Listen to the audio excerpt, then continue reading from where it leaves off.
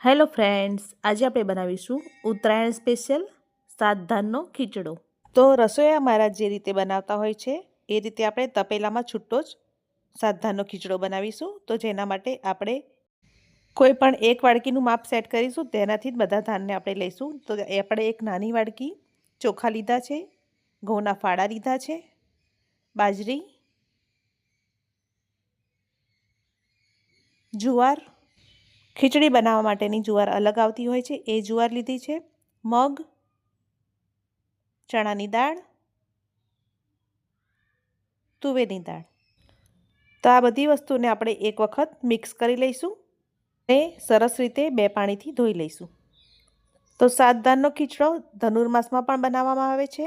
ધનુર્માસમાં ઠાકોરજીને આ ખીચડો ધરાવવામાં આવતો હોય છે, એટલે આ ખીચડામાં આપણે લસણ ડુંગળીનો ઉપયોગ નહીં કરીએ. અને ઉત્તરાયણમાં પણ આ ખીચડો બનાવવામાં આવતો હોય છે.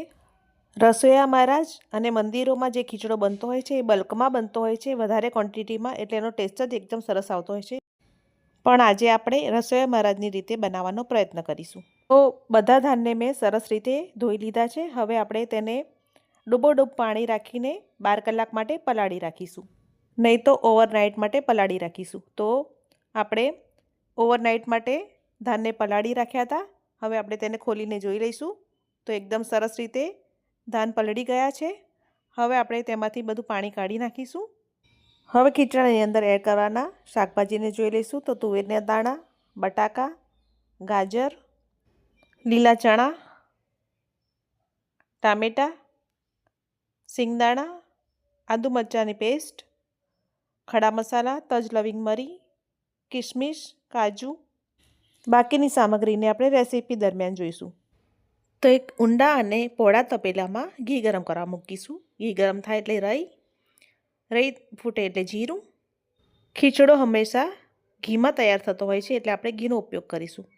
ખડા મસાલામાં તજ, લવિંગ અને મરી, સિંગદાણા સરસ ફૂટે, એકદમ સરસ એનો કલર ચેન્જ થઈ જાય ત્યાં સુધી આપણે તેને સાતરીશું. મીઠા લીમડાના પાન, બધું સરસ રીતે મિક્સ કરી લઈશું.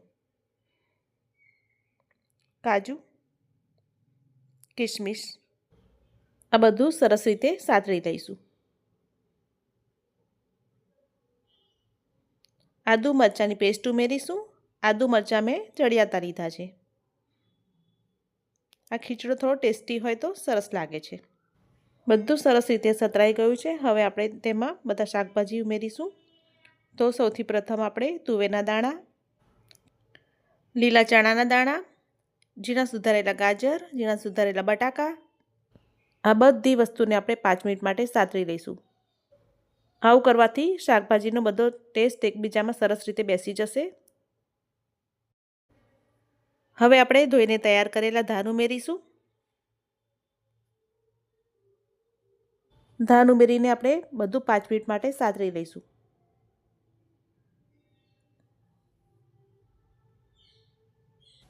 બસ, તો બધી સામગ્રી સરસ રીતે સતરાઈ ગઈ છે. હવે આપણે તેમાં મસાલા કરીશું. તો હળદર, લાલ મરચું અને આ સ્પેશિયલ ખીચડીનો મસાલો છે, રજવાડી ખીચડીનો મસાલો, એ ઉમેરીશું 1.5 ચમચી જેટલો.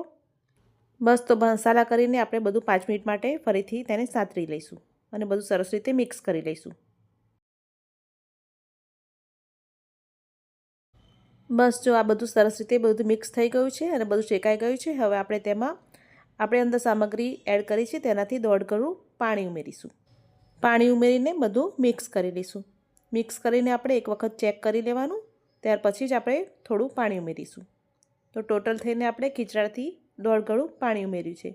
હવે આપણે તેમાં સ્વાદ પ્રમાણે મીઠું ઉમેરીશું અને ટામેટાં ઉમેરીશું. બધું સરસ રીતે હલાવી લઈશું.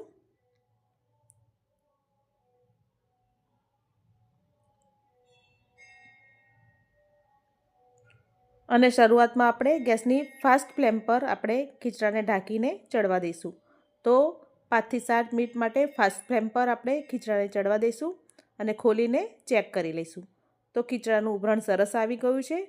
હવે આપણે તેને એક વખત હલાવી લઈશું.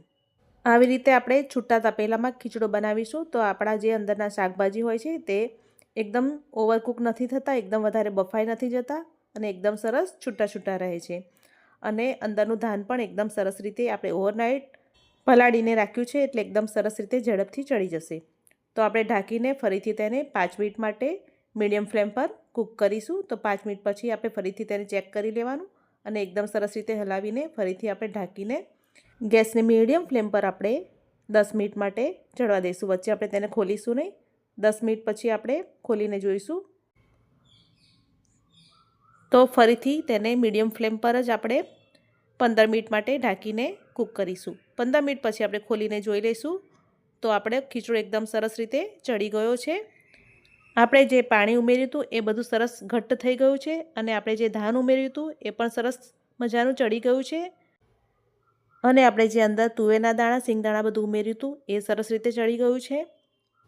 ખીચડો આપણે આટલો જ ઢીલો રાખીશું કેમ કે હજી આપણે તેને ઢાંકીને 10 મિનિટ માટે ગેસ બંધ કરીને તેને સિજવા દઈશું. ખીચડો જેમ સિજાશે તેમ ઘટ્ટ બનશે. ખીચડો સિજાઈ ગયા બાદ તમે જોઈ શકો છો એકદમ પરફેક્ટ કન્સિસ્ટન્સીનો ખીચડો તૈયાર થયો છે. તો હવે આપણે તેને સર્વ કરી લઈશું. તો ખીચડાને કઢી અથવા છાશ સાથે ખાવામાં આવે છે. તો તમે જોઈ શકો છો અંદર આપણે ઉમેરેલા એકદમ સરસ મજાના શાકભાજી દેખાઈ રહ્યા છે. દાણા એકદમ સરસ છૂટા છૂટા દેખાઈ રહ્યા છે અને ખીચડાની જે કન્સિસ્ટન્સી હોય એ પણ એકદમ પરફેક્ટ થઈ છે. તો ગરમ ગરમ ખીચડામાં આપણે ઘી ઉમેરીશું. તો છે ને એકદમ બનાવવામાં સહેલો. તમે પણ આ ઉત્તરાયણ પર સાતધારનો ખીચડો બનાવજો. અને જો રેસીપી પસંદ આવી હોય તો ચેનલને લાઇક, શેર અને સબસ્ક્રાઈબ ચોક્કસથી કરજો. બધાને હેપી ઉત્તરાયણ.